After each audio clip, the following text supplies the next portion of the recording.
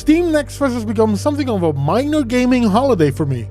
Every time the event rolls around, I scour the pages of demos, trying to find games I've been looking forward to, as well as discover some new weird hidden gem. The kind of experience that is so out there, you may struggle to put into words.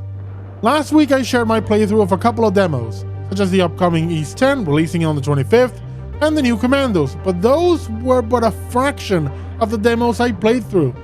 That's where the demo reel comes in, to give me a chance to highlight some of the best stuff I saw during this iteration of the Steam Next Fest. This time around there was a bit of a theme with the event, not in itself, but my experience with it, and the theme is good on paper. Meaning there were dozens of games that upon reading the description or seeing a screenshot, I thought, that looks really good. And then when I actually played it, the illusion was thoroughly shattered. Now, when I say the games weren't good, I mean, for me, they didn't click with me. I didn't have fun with them. But someone else might have a different experience. So, without further ado, and in alphabetical order, let's get to the demo reel. AI Limit. I have a bit of a Soulsborne fatigue, and there are so many of this genre in every Steam Next Fest. But I found AI Limit charming, especially its mechanic which incentivizes offensive play, with a bar that increases every time you attack, and at high enough levels provides bonuses to damage and powers different abilities, which then consume points from that bar, creating this resource generation and expenditure loop that is very reminiscent to something like Diablo. The environments and enemy design could use some sprucing, it's all incredibly drab, and the parry could do with some tweaking, but AI Limit does show promise. Becrowned.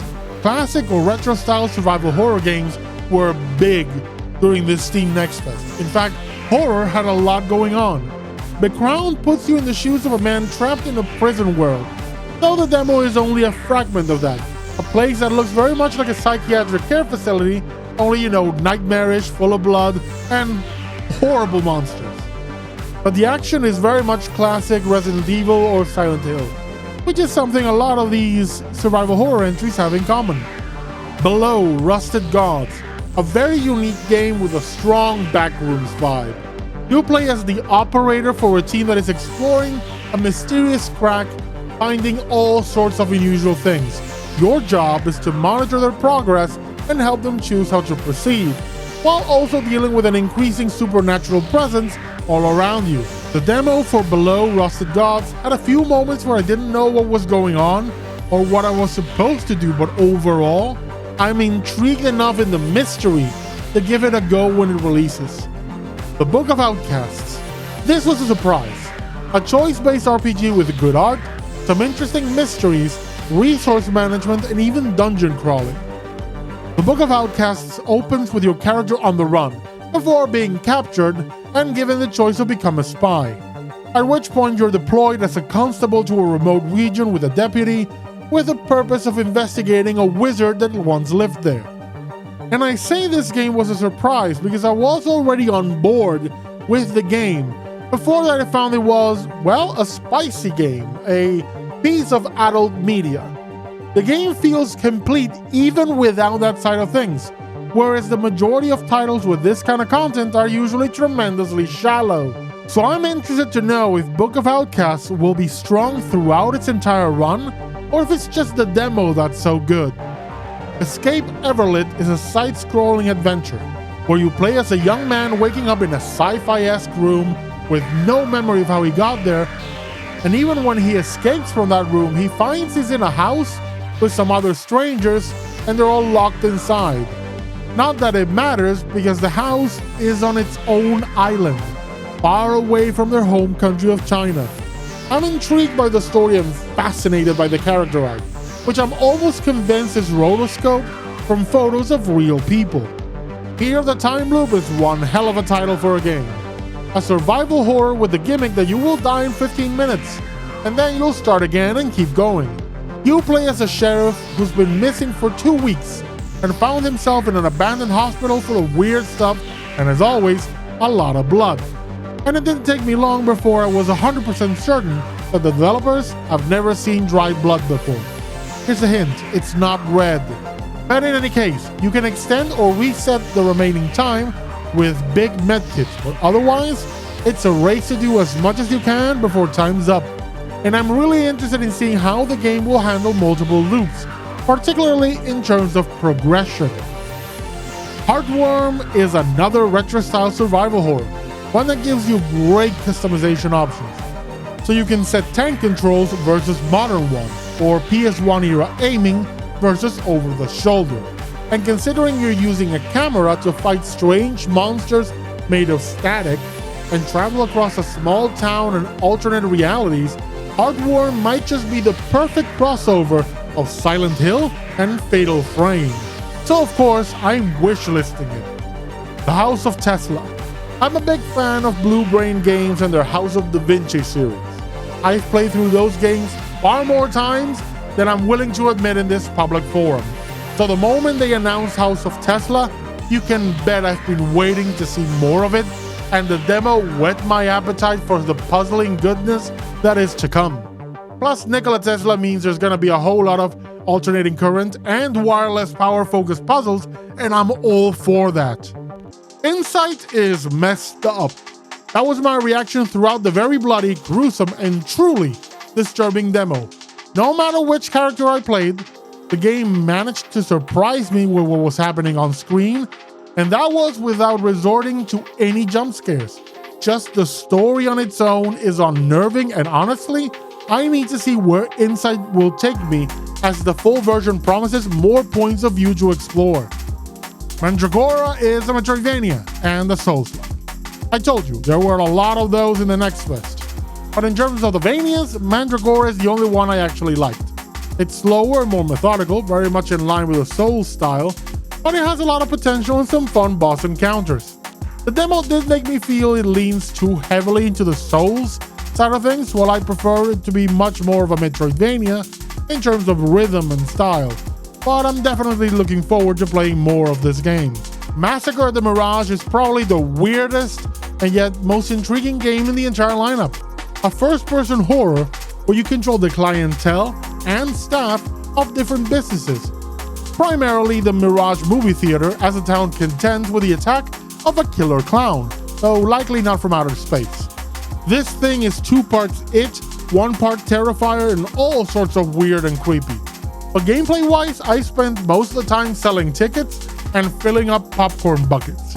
Still, I need to see where it all goes. The couple of kills you witness are gnarly, which is what you want in your slashers. Midnight Swamp is a cozy little adventure. I actually don't have much to say about this, given that it's by far the shortest demo of the bunch, with only a handful of screens. But you play as a camper that gets attacked by some creature of the Black Lagoon and transported to a magical realm where everything revolves around puzzles. And though the demo didn't show me that much, I do want to see what more the Midnight Swamp has to offer. New Arcline was another surprise. I honestly didn't know what I was getting into. I thought it was going to be just a standard RPG, and found myself playing a fully fledged tabletop RPG system that now I want to use in my home game, while at the same time very much interested in the diesel punk world of New Arcline, where people walk around in mech exoskeletons. Magic is in stark contrast to technology, which reminds me of the Thief series, by the way, and there's a disease where the iron in people's blood turns them into actual metal men, and not in a fun way. The action is fun and the rules are interesting for my crunch-loving brain.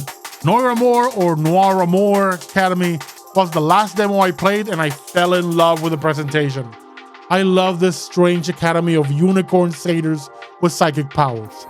Beautifully animated, in that style where it's primarily black and white, but with sharp and bright colors on each character to highlight important characteristics, such as their horns or their attire. And speaking of characters, they have a lot of charm. And then, of course, the puzzles. The puzzles in the demo were really creative. The game is currently on Kickstarter, and I backed it upon finishing the demo, and I highly recommend you play it and then go give them some of your money. Portrait of a Torn is a walking simulator primarily, at least in the demo, though the Steam store page promises puzzles and other such gameplay. There better be. The demo itself was interesting, a young man exploring a house after returning from the war and finding that things aren't well at home. The twist of the story was predictable, but I still enjoyed the tale it was telling. I only wish there had been more meat on the bone, if you get my meaning. Still, I'm curious enough that I'm keeping an eye out for when it releases, and then see what the reviews are like. Silent Sadie is a platforming delight and one of the most creative uses of in-game music in a long time, as every action that our heroine takes, from jumping to dashing to climbing down a rope and sliding down a slope, are all accompanied by musical notes that perfectly match the background music, which in turn changes as Sadie, who is trying to convince some people that she could be a stunt woman, runs through different movie sets, the melody shifting to match the style of the movie, from a nice relaxing tune in the old medieval tale set to the big pumping music of the big adventure on the open seas set. Not as much of a fan of the stealth sections, honestly, but they're the minority compared to the fun I had with the platforming and the music. The Precinct reminded me of the early GTAs, and by that I mean before the series made the jump to 3D in GTA 3, back when it was isometric. You control a brand new recruit to the Averno City Police Department, your late father being one of the celebrated heroes of the department, but nobody is giving you any slack, and you have to prove yourself on the streets by going on patrols on foot or driving and slapping criminals with tickets or handcuffs depending on the situation. It was a lot of fun, especially the big pursuits and action moments where you can call in all sorts of backup. The Void Between is a nice FMV adventure game where your character talks to the man in the mirror who convinces him to gather some mysterious keys to escape from the strange dream world they find themselves in, each key hidden behind a door in a collection of puzzles. And if the previous puzzle-focused games I've listed in this video, and others before it, are any clue, you know I love me some puzzles. Combine that with my love and undying appreciation for the FMV genre, and you can be sure I had a great time with The Void Between. Teenage Mutant Ninja Turtles Splintered Fate is a whole lot of fun. Best way I can describe it, and you'll understand what the game is all about instantly, is Teenage Mutant Ninja Hades. Yeah, that's right, this is a Hades-like, but with our favorite group of heroes in a half-shell. Master Splinter has been taken, and Shredder has his claws in some interesting tech. Or is it magic?